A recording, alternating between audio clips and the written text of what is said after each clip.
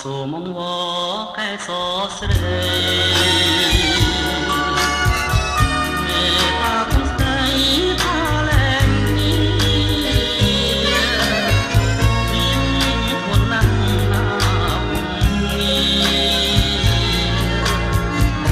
រកហេតុហើយឃើញសិនបងមិនមែនក្បត់ចិត្តមុំទេ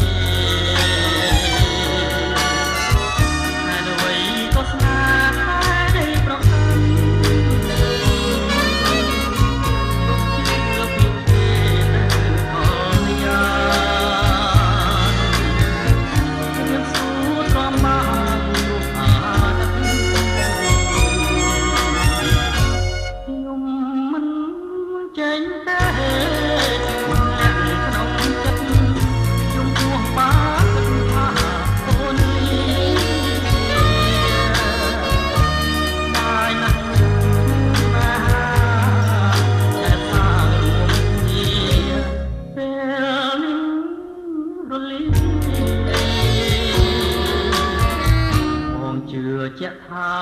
មកវិលហើយពីព្រមនេះ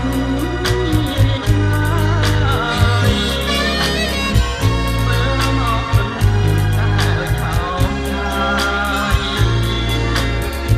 បរំចាំស្រីលួចថ្ងៃសូ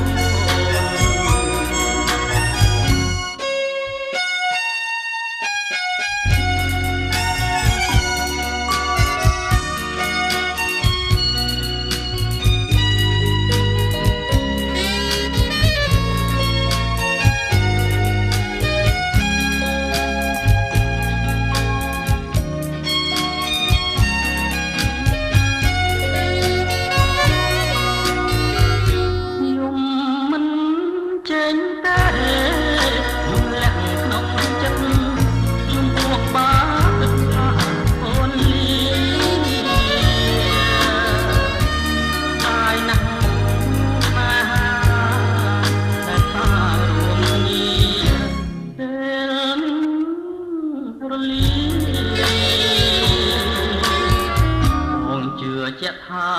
មកមើលវិញ